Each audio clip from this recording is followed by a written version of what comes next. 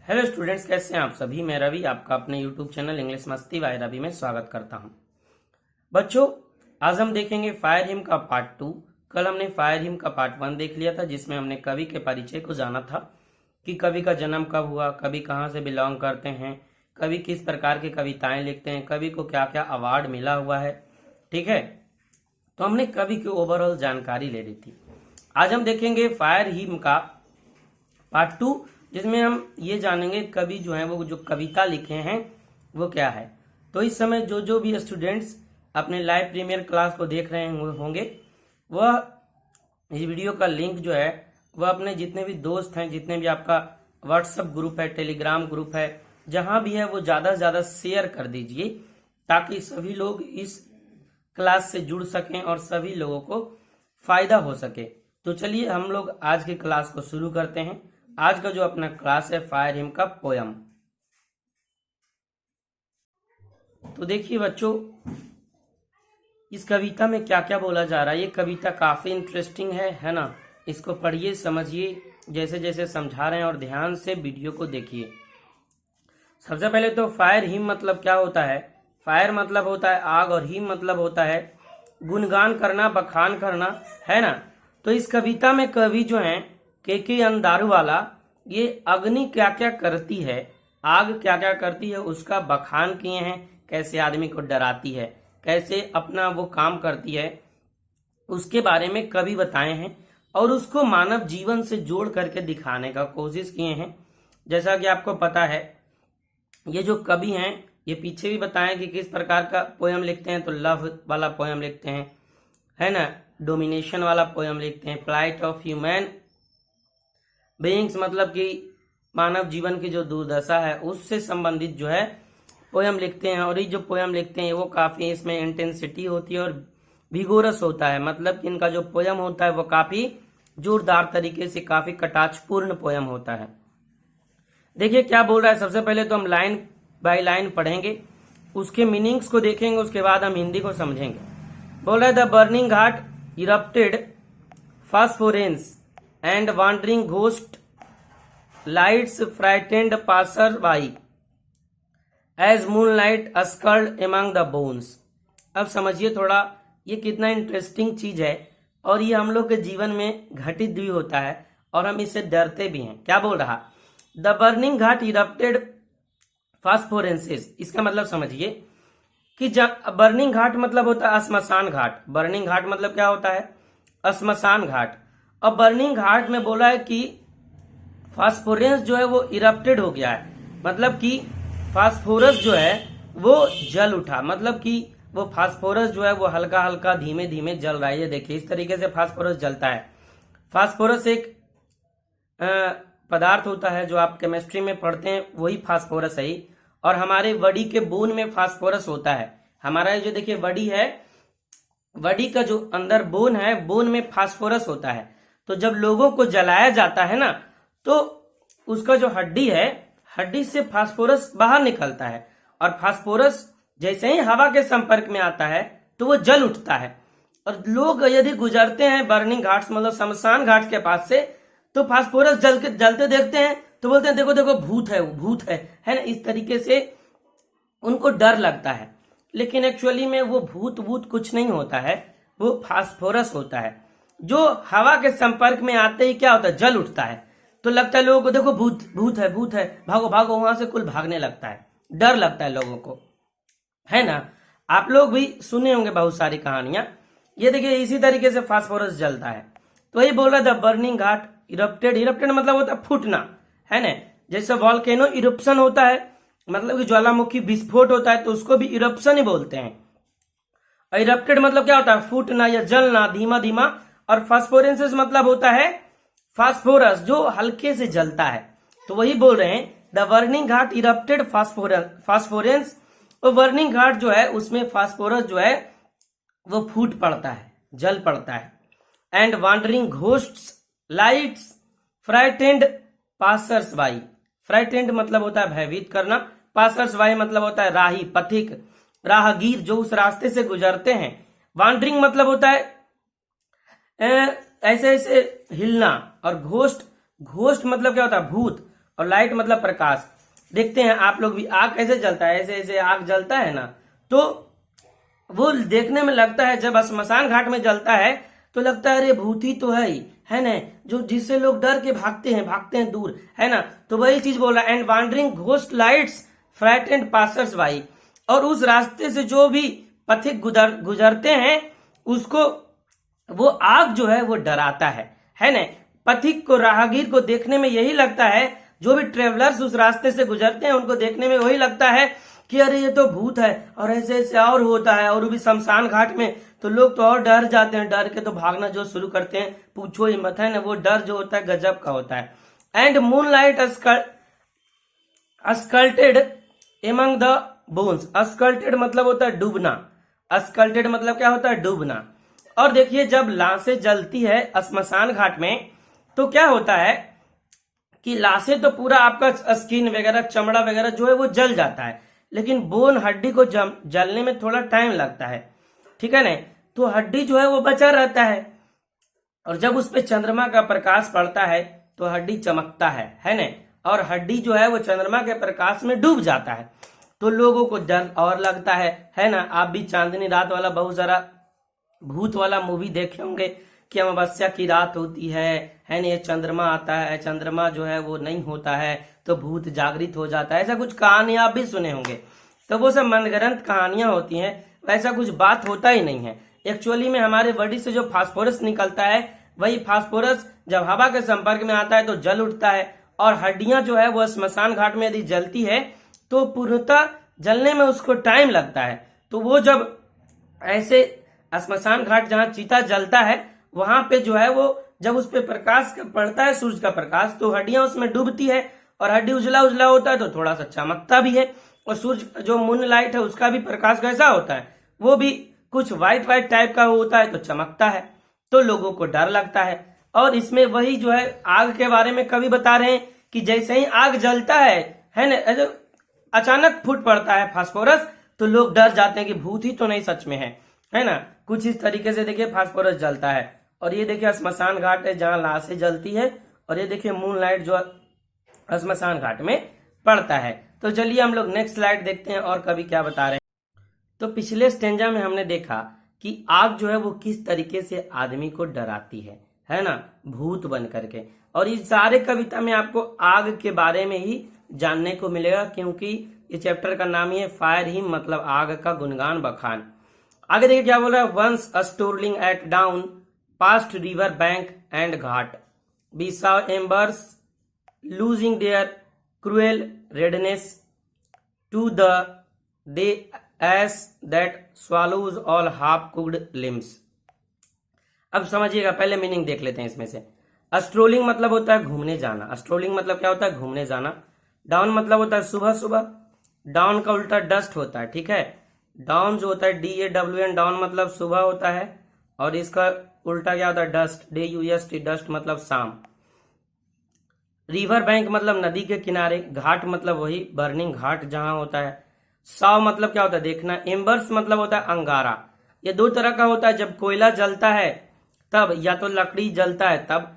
जब देखिए जब कोयला जो है वो अपने पीक पर जलता है तो उसमें एक लालिमा छा जाता है, बहुत लाल हो जाता है वो, है ना। कोयला का जो पत्थर होता है बहुत लाल हो जाता है, उसी को अंगारा बोलते हैं। और वो दो तरह का होता है, एक तो लकड़ी वाला होता है और दूसरा कोयला वाला होता है, लेकिन दोनों सेम ही चीज है, कोयला भी तो लकड़ी से ही बनता है।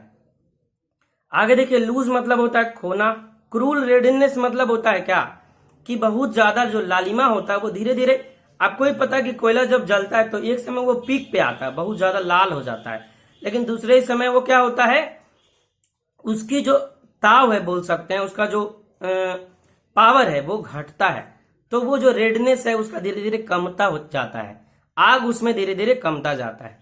आगे देखिए बोल रहे स्वालोज मतलब होता है निगलना। स्वालो मतलब क्या होता है, निगलना। जैसे हम कोई चीज खाते हैं, खाना ही खाते हैं, तो जो हम निगलते हैं उसको स्वालोज बोलते हैं।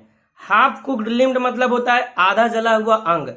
जब भी देखिए कि जो चीता जलती है तो उसमें एक बार में पूरा शरीर नहीं जलता है, धीरे धीरे धीरे धीरे करके शरीर जलता है, और उसको डंडे से हुर हुर के भी जलाना पड़ता है ना, क्योंकि हाथ इधर टूट के गिर जाता है, पैर उधर टूट के गिर जाता है, तो उसको फिर से आग में डालना पड़ता है ना। तो वही बता रहे कि हाफ कुक्ड लिम्ब मतलब होता है आधा जला हुआ शरीर, लिम्ब मतलब होता है हाथ और पैर, लिम्ब मतलब आपका बॉडी है, अंग, लिम्ब मतलब क्या होता है अंग। अब देखिए क्या बोल रहा, once a strolling at dawn past river bank and ghat, एक बार जो है वो कभी नदी के किनारे, है ना, नदी के किनारे या फिर घाट के किनारे घूम रहे थे। ये देखिए गंगा नदी का घाट है जहां लोग घूम रहे हैं, और नदी के किनारे ही ज्यादातर श्मशान घाट होता है, वहां पे ही लोग क्या करते हैं, मुर्दों को जलाया करते हैं, शवों को जलाया करते हैं। तो ये देखिए गंगा का घाट है। वही बोल रहे once strolling at dawn past river bank and ghat, एक बार जो कवि हैं वो नदी के किनारे सवेरे सवेरे घूमने जाते हैं। We saw embers losing their cruel redness, तो कभी देखते हैं कि जो जलाया गया शव है, शव में से देखते हैं शव में लकड़ियां जलती है, लकड़ी का जो चीता होता है उस पे लाश को लिटा दिया जाता है, और पहले तो एक मृत्यु का सैया जिसको बोलते हैं वो बनता है, नीचे से चारों बगल लकड़ी डाल दिया जाता है, उस पे नीचे लकड़ी होता है, उस पे जो शव होता है या फिर डेड बॉडी होता है उसको रखते हैं, उसके ऊपर से और लकड़ियां डाल दी जाती है। आप लोग कभी स्मशान घाट गए होंगे तो देखे होंगे, या ना गए होंगे तो अभी समझ लीजिए। तो उस पे जो मुर्दा होता है उसको सुला दिया जाता है कुछ इस तरीके से, ही देखिए तो जला हुआ है, और ऊपर से फिर लकड़ियां डाल दी जाती है, और दोनों चारों बगल से उसमें क्या किया जाता है, आग लगा दिया जाता है, और आग लगने के साथ ही वो सारी लकड़ियां एक बार जलने लगती है, और जलने के बाद जब लकड़ी अपने पीक पे पहुंचता है तो वही बताया ना, वो लकड़ी जो है वो लाल पूरा हो जाता है, आग उसमें पूरा पीक पे होता है और वो लाल दिखाई देने लगता है आपको, है ना, कुछ इस तरीके से देखिए, इस तरीके से लाल दिखाई देने लगता है। तो वही बोल रहा है be saw embers losing their cruel redness, तो हम क्या देखें कि इम्बर जो है, अंगारे जो हैं, जो कुछ इस तरीके के हैं, वो अपना जो है वो लालिमा, अपने गुस्सा, मतलब क्या, यदि देखते हैं जो कोई आदमी गुस्सा से लाल हो जाता है तो कभी जो है वो अंगारे को यहाँ गुस्सा से ही तुलना किए हैं, क्योंकि आग में भी क्या होता है, गुस्सा होता है, वो लालिमा आपको देखने को मिलेगी, गुस्साहट देखने को मिलेगा जब वो अपने पूरे पीक पे होता है, जब वो पूरे तरीके से जल रहा होता है।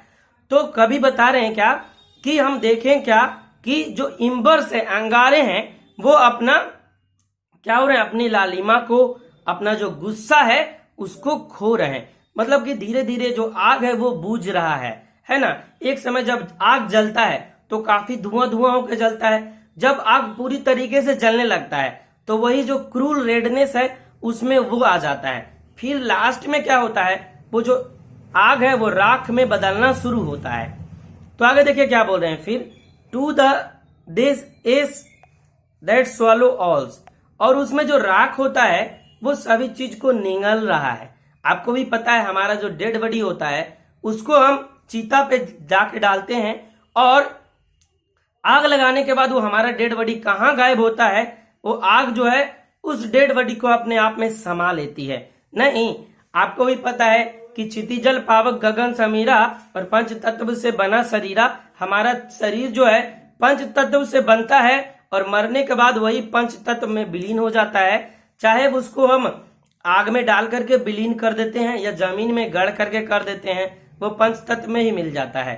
तो आग क्या करता है, देखते ही देखते 2 घंटे में, है ना, हमारे इस बॉडी को अपने आप में निगल लेता है, मतलब जला के खत्म कर देता है, वही पंच तत्व में जहां से हम आए होते हैं वहां हमको भेज देता है। तो वही कवि बता रहे हैं कि ये जो एस है, ये जो जब आग जल जाता है उसमें जो राख बचता है वो क्या करता है, सभी को निगल लेता है।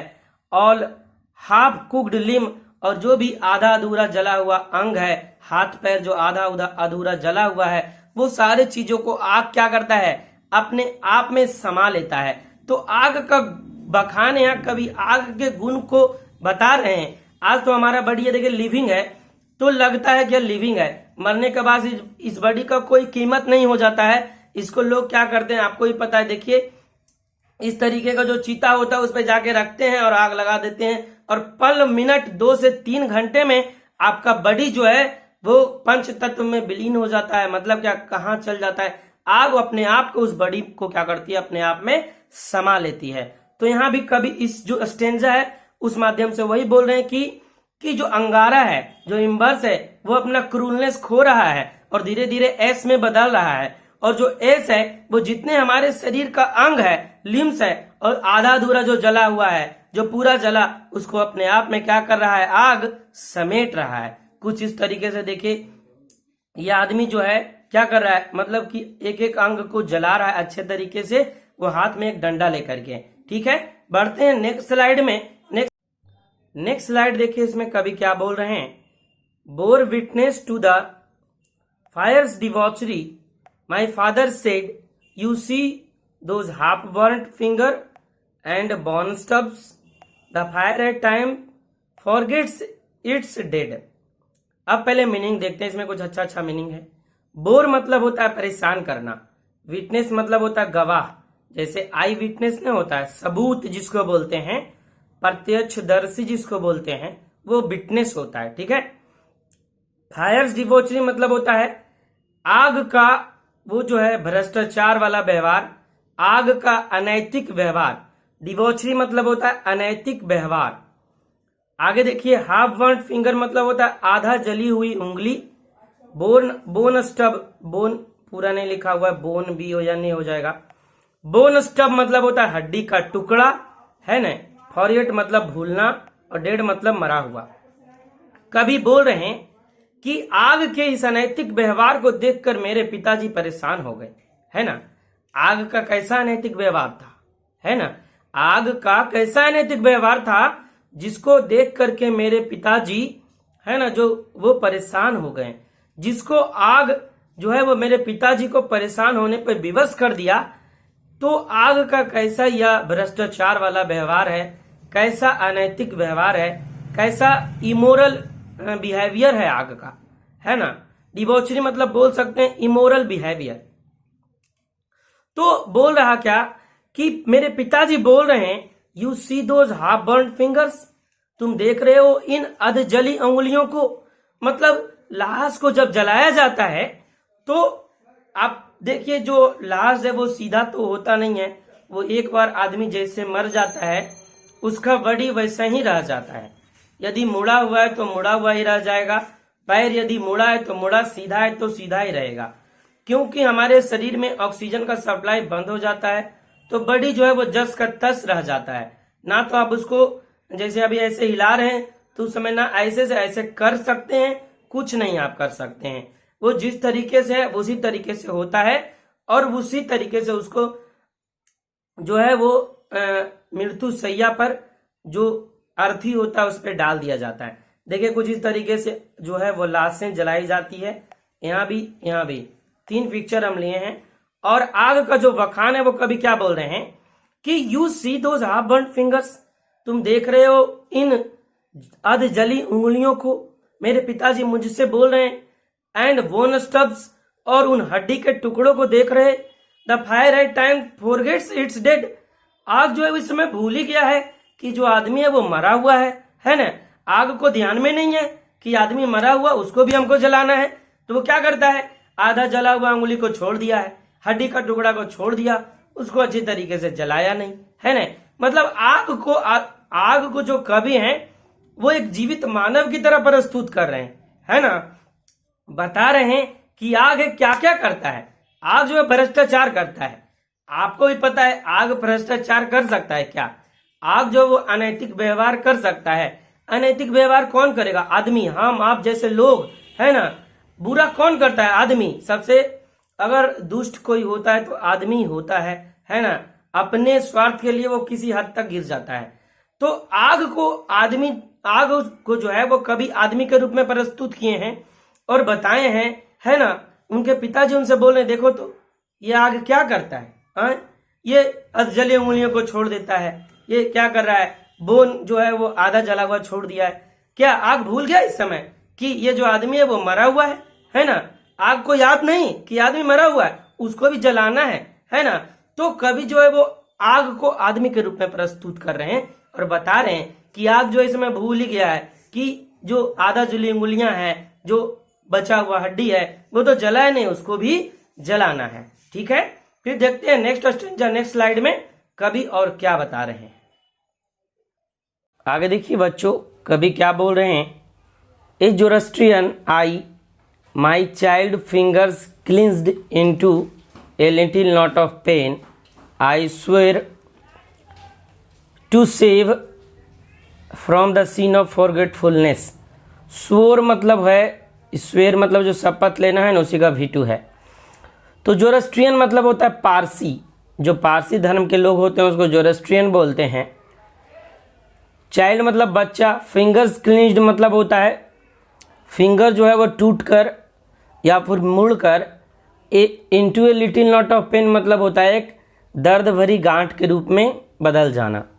शोर मतलब क्या होता है, शोर मतलब शपथ लेना, सेव मतलब बचाना, फायर मतलब आग, फॉरगेटफुलनेस मतलब होता है भूलना। तो कवि क्या बोल रहे हैं, एक पारसी होने के नाते मैं, मेरे बच्चे का जो उंगली है वो क्लिंज्ड हो गया था। क्लिंज्ड मतलब टूट गया था, मुड़ गया था, और मुड़कर एक दर्द भरे गांठ के रूप में बदल गया। मतलब उंगली अगर मुड़ता है या टूटता है तो दर्द तो होता ही है। तो वही कवि बता रहे हैं कि मेरे बच्चे का जो उंगली है वो टूट गया, क्लिंज्ड हो गया है ना, मुड़ गया और एक दर्द भरे घाट में बदल गया। मतलब कि कवि जो है आगे बताएंगे कि उनका बच्चा जो है वो, उनका जो पहला बच्चा था वो मर गया था। तो जब मर गया था तो वो भी उस बच्चे को आग के हवाले कर दिए थे। तो उस दौरान उनके बच्चे का जो है वो उंगली क्या हुआ होगा, मुड़ गया।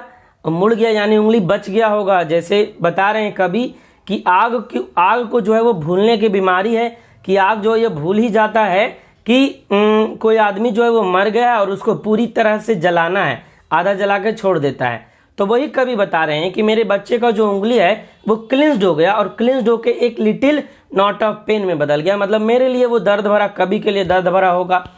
तो कवि जो है वो शपथ ले रहे हैं, आई स्वोर टू सेव फायर। कवि बोले कि मैं शपथ लेता हूं कि आग को इस भूलने की जो बीमारी है, आग को इस भूलने की जो बीमारी है, इस भूलने की जो आदत है, उससे मैं बचाऊंगा, है न। और आग को कहूंगा कि भाई तुम जो डेड बॉडी है उसको पूरी तरीके से जला दो। वैसे जो है आधा अधूरा काम कर रहे हो, मतलब कि भूल ही जाते हो कि कोई आदमी मर गया है और उसको पूरी तरीके से जलाना है ना। आधा उंगली जलाते हो, आधा छोड़ देते हो, आधा पैर जला हुआ है, आधा नहीं जलता है। मतलब आपको भी पता है जब चीता जलता है तो चीता को पूरी तरीके से जलाया जाता है ना।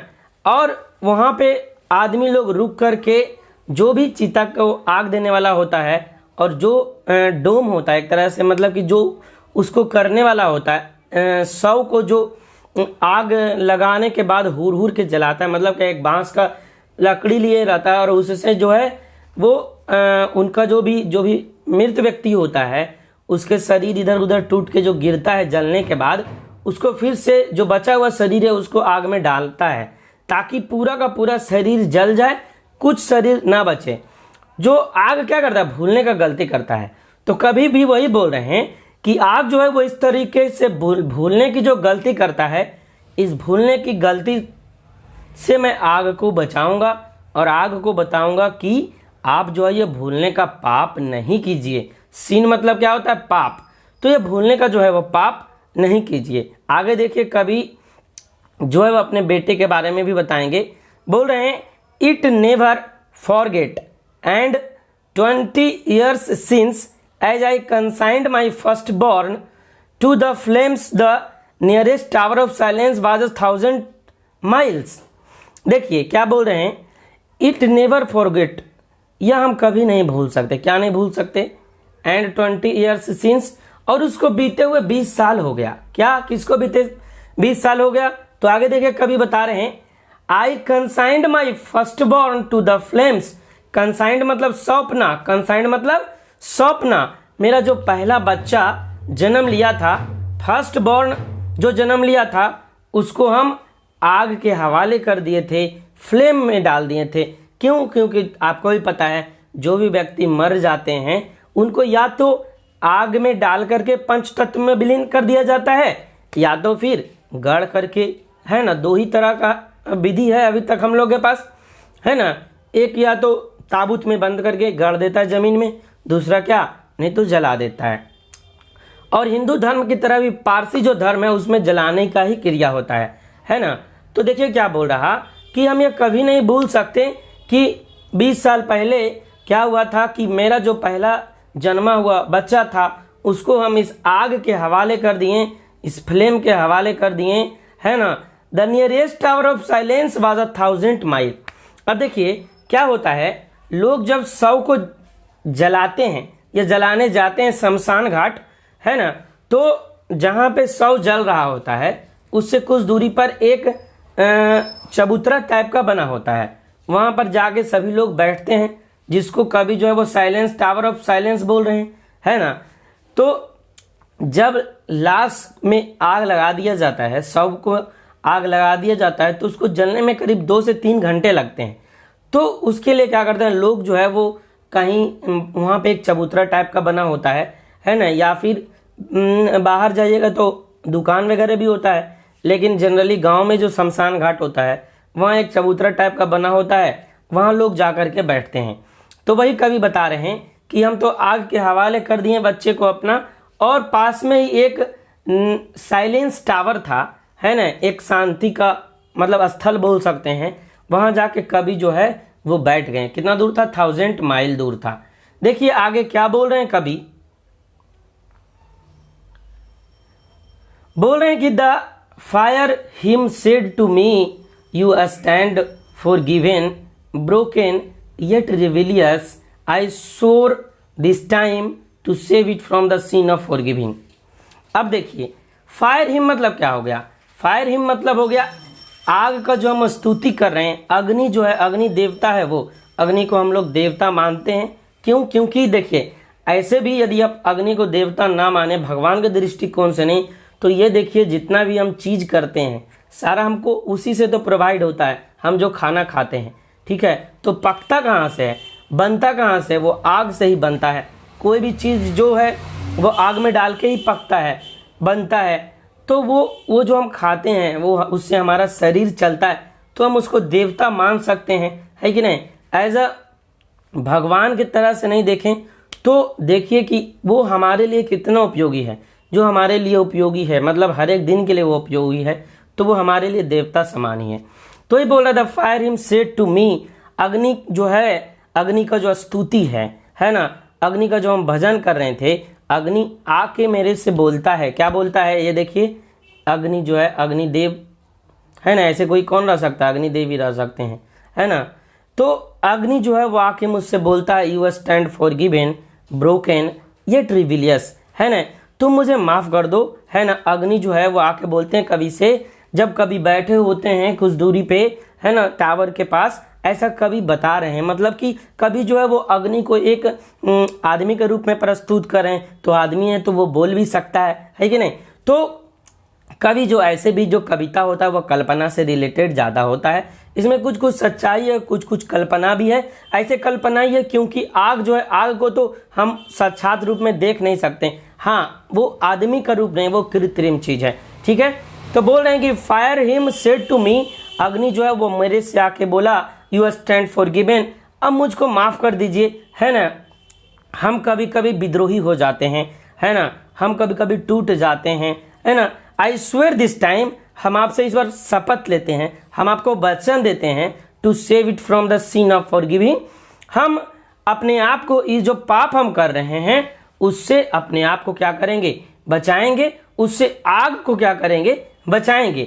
अग्नि क्या पाप कर रही है? तो अग्नि पाप यही कर रही है कि जो कभी कभी वो भूल ही जाती है कि आदमी जो मर गया है उसके आधा अधूरा अंग को ऐसे ही छोड़ देती है, पूरी तरीके से जलाती नहीं है। तो उस जो पाप है, वो जो भूलने की बीमारी है, वो जो भूलने का पाप अग्नि करती है, उससे अपने आप को वो बचाएगी। और वो कभी से क्षमा मांग रही है इसके लिए कि माफ़ कर दीजिए, अगली बार से ऐसा नहीं होगा। हम भूलने की बीमारी जो है अपना मतलब भूलने का जो मेरा पाप है, जो हम पाप करते हैं, उससे खुद को क्या करेंगे? बचाएंगे। तो आपका यही कविता था अग्नि के बारे में, बखान कि अग्नि क्या क्या करती है ना, उसी के बारे में कवि जो है वो बताए हैं, ठीक है। आई होप ये जो चैप्टर है वो आपको समझ में आ गया होगा, ठीक है। अब इसका हम कल जो है इसका ऑब्जेक्टिव क्वेश्चन देख लेंगे, और जितना अभी तक चैप्टर हो गया है उसका एक ही बार डेली वाइज कर करके हम शॉर्ट क्वेश्चन आंसर और समरी भी देखते चलेंगे। आई होप ये वीडियो आपको अच्छा लगा होगा। वीडियो अच्छा लगा तो लाइक जरूर कर दीजिएगा और अपने दोस्तों को ज़्यादा से ज़्यादा शेयर कीजिए। ठीक है, मिलते हैं फिर आपसे नेक्स्ट वीडियो में। तब तक के लिए जय हिंद, जय बिहार, वंदे मातरम। खुश रहें, तंदुरुस्त रहें, मस्त रहें और बढ़िया से पढ़ाई मन लगा के करते रहें।